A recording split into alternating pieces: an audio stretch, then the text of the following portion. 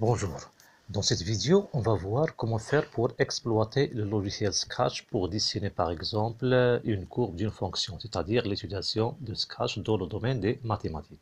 Supposons par exemple j'ai cette fonction. Voilà la fonction y ou bien f de x est égal à fois x plus b, sachant que le a c'est une valeur et le b sont deux valeurs que je vais donner à la machine et le Scratch il va dessiner la courbe ou bien il va dessiner la courbe de cette fonction. Voilà pour cela.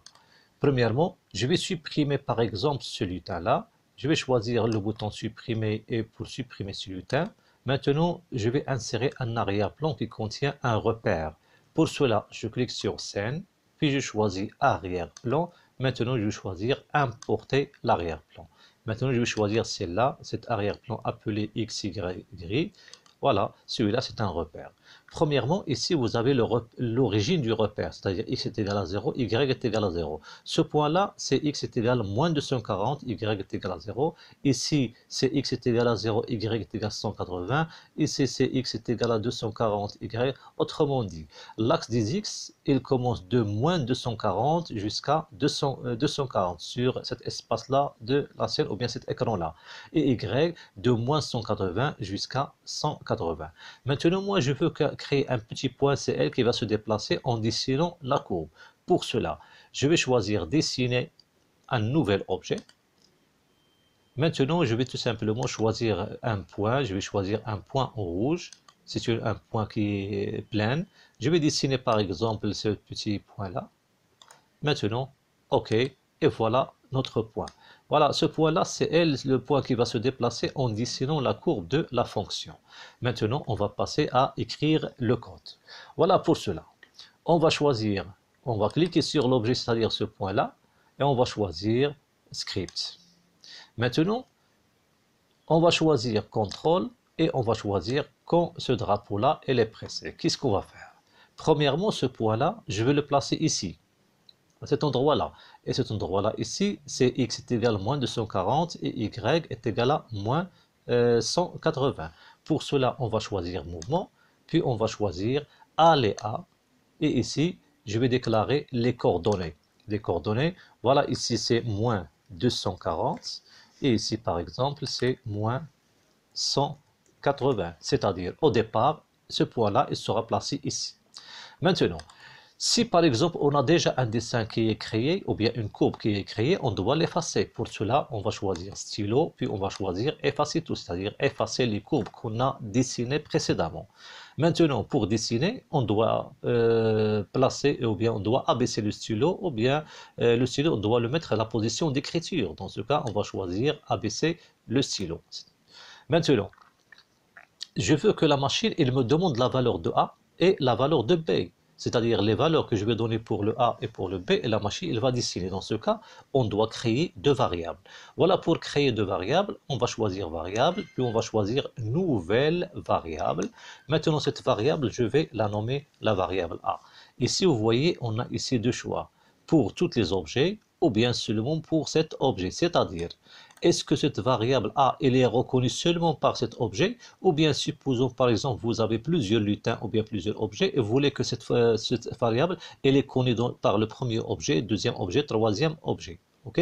Maintenant, nous par exemple, si vous avez choisi celle-là, seulement, c'est-à-dire cette variable, elle est reconnue seulement par cet objet-là, c'est l'objet numéro 1. Mais si vous avez plusieurs lutins ou bien plusieurs objets et vous voulez que cette variable elle est reconnue par tous les objets, dans ce cas, on va choisir pour tous les objets. Maintenant, pour notre cas ici, on a un seul objet qu'on va exploiter, donc on peut choisir soit celle-là, pas de problème dans ce cas. Maintenant, OK. Maintenant, je vais créer la deuxième variable.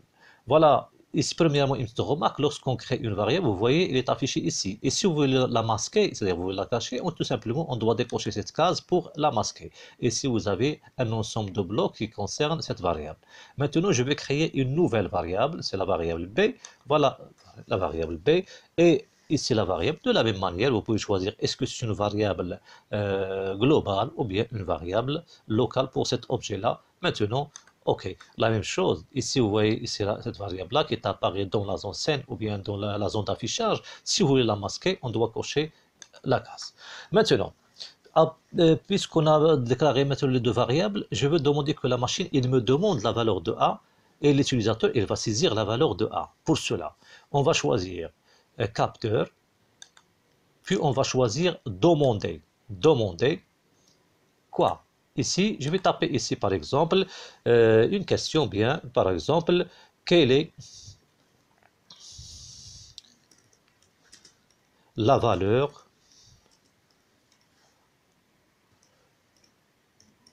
de A? C'est-à-dire, et la machine, il va afficher ce message-là, puis il doit attendre jusqu'à ce que l'utilisateur écrit la valeur ou bien il saisit la valeur de A. Maintenant, lorsque l'utilisateur il va saisir la valeur de A, il doit valider par entrée. Qu'est-ce qui va se passer? Cette valeur qu'on a saisie, on doit l'affecter à la variable A. Pour cela, on va choisir variable, puis on va choisir à A attribuer. Attribuer quoi? Ici, vous voyez par défaut, ici attribué 0. Mais moi, la valeur qu'on va saisir avec le clavier, c'est elle qui sera affectée à A. Pour cela, je vais choisir ici les capteurs et je vais choisir ici réponse. Pardon, ici, on va choisir la réponse. Voilà, je cherche ici par exemple la réponse, la voilà. Donc ici, la réponse, c'est-à-dire c'est la valeur que l'utilisateur va saisir. De la même manière, donc celle-là, je demande à l'utilisateur de saisir la valeur de A. Lorsqu'il saisit la valeur de A, cette valeur elle sera affectée à la variable A. Maintenant, de la même manière, je vais choisir ici demander, ou bien tout simplement je peux dupliquer ce bloc-là.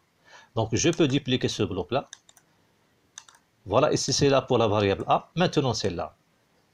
Quelle est la valeur cette fois? Je veux savoir, je veux que l'utilisateur ou bien la machine il me demande la valeur de B. Et cette valeur qu'on va saisir, il sera affecté à quelle variable? Et à la variable B. La voilà. On va le choisir ici. Maintenant, ici, pour dessiner cette courbe-là, on va utiliser une boucle. Voilà, pour cela, on va choisir CTRL. Puis, on va choisir, par exemple, répéter indéfiniment si. C'est-à-dire, cette point-là, je vais modifier les valeurs de x en commençant de moins 240 jusqu'à la dernière valeur, c'est 240, puis on va s'arrêter. C'est-à-dire, cette boucle il sera exécutée tant que x il est inférieur strictement ou bien inférieur strictement à ou égal à 240. Si x il atteint 240, ici la boucle doit s'arrêter. Pour cela, on va utiliser ici un test ou bien une condition. Pour cette condition-là, on va choisir les opérateurs. Maintenant, ici, je vais choisir cet opérateur-là. C'est-à-dire, je veux que cette boucle s'exécute tant que x elle est inférieure à 240. Pour cela, je vais choisir mouvement. Je prends ici la position de x. C'est-à-dire, tant que la position de x elle est inférieure à 240. C'est-à-dire, cette boucle sera exécutée tant que x, la position de x est inférieure à 240. C'est-à-dire, si x se trouve ici ou bien ici, la boucle elle va s'exécuter. Mais lorsque x, la valeur de x elle dépasse 240, ici, la boucle elle doit s'arrêter. Maintenant, qu'est-ce qu'il doit faire? On doit premièrement modifier la valeur, ou bien tout simplement la valeur de y. Pour cela, on va choisir dans ce cas-là, on va choisir mettre à x, à y, pardon, mettre à y. Qu'est-ce qu'on doit affecter à y?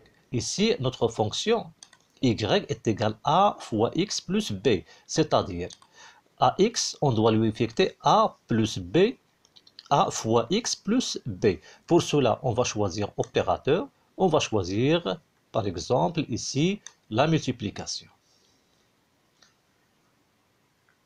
Ou bien, pardon, on va choisir premièrement la soustraction. Donc, c'est a fois x plus b. Et je peux choisir la multiplication et je peux le placer ici. Donc, ici, c'est la valeur de quoi? C'est la valeur de a. Donc, je passe vers les variables, je prends, c'est le a, je le place ici. Fois x, c'est-à-dire fois la position de x. Donc, on va choisir le mouvement, puis on va choisir position de x. Donc, ici, on a a fois x, plus le b. Le b, on va choisir variable. Maintenant, je peux prendre la variable b, ou bien, pardon, la variable b, je le place ici. C'est-à-dire, pour x, on va lui affecter la valeur de a qu'on a écrit précédemment fois la position de x plus la valeur qu'on a saisie pour le b.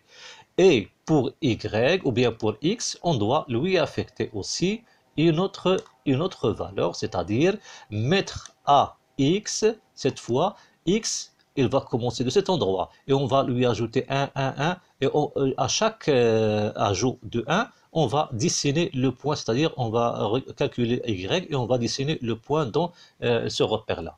Voilà pour cela. Qu'est-ce qu'on aura ici? C'est l'opérateur. Ici, on va augmenter la valeur de x par 1, c'est-à-dire c'est la position de x, on va lui ajouter 1, c'est-à-dire x il va commencer de moins 240, plus 1 c'est moins 239, et à chaque tour de boucle, on va calculer y et on va calculer x, et le point il sera dessiné.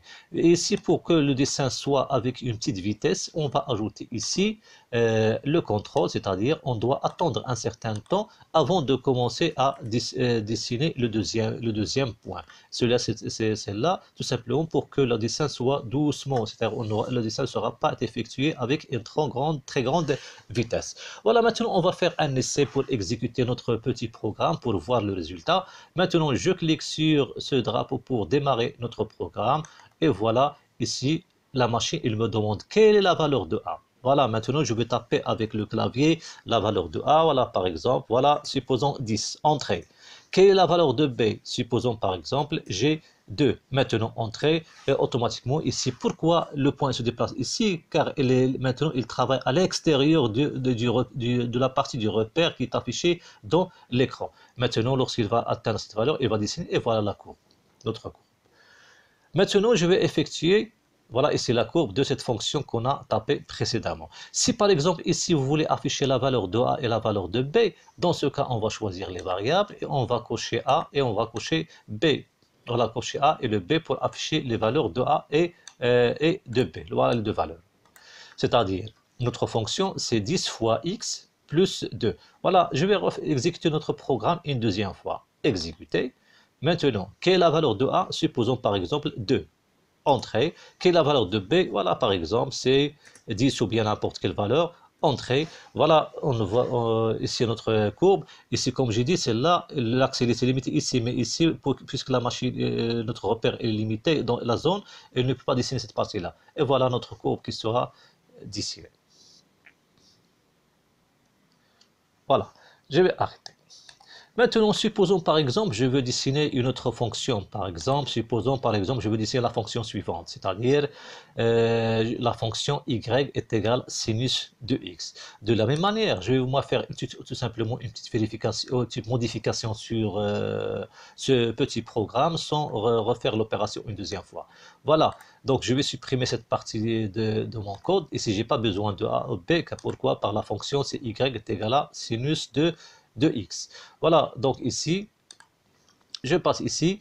Donc les modifications elles seront effectuées ici. Donc ici, répéter indéfiniment si x est inférieur strictement à 240. Mettre à x, ici je vais faire les modifications. Ici, je veux afficher par exemple, c'est sinus de x.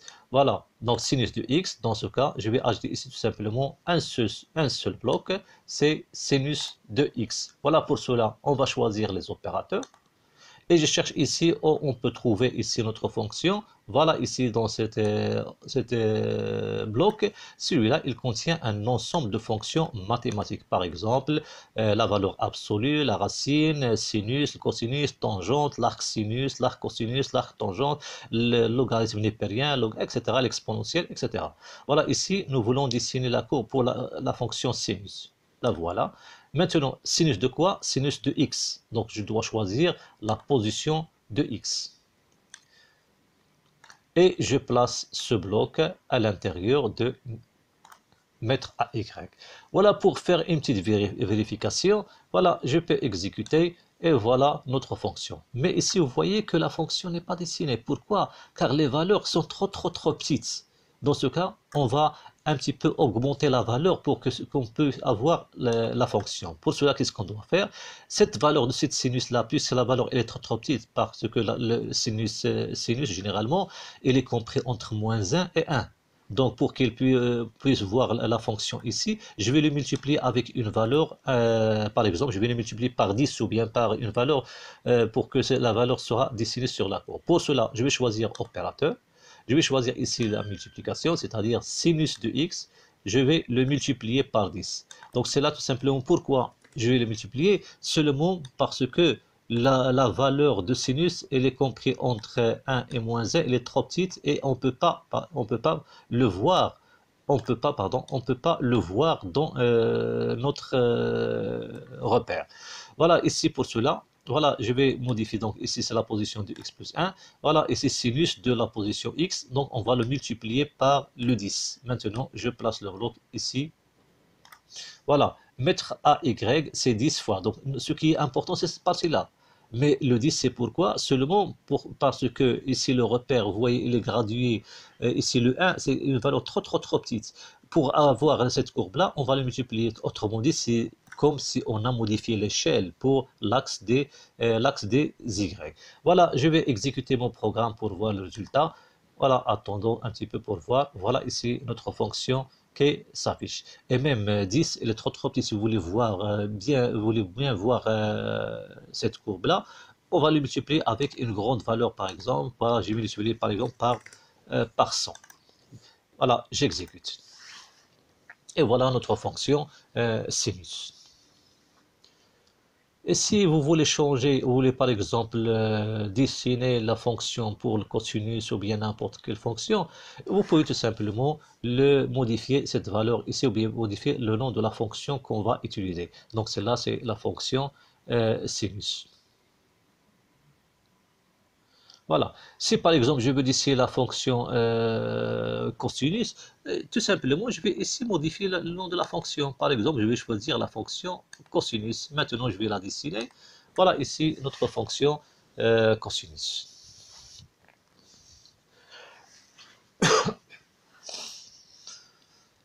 Donc c'est là tout simplement, c'est un petit exemple d'utilisation de Scratch par exemple pour le dessin des fonctions mathématiques.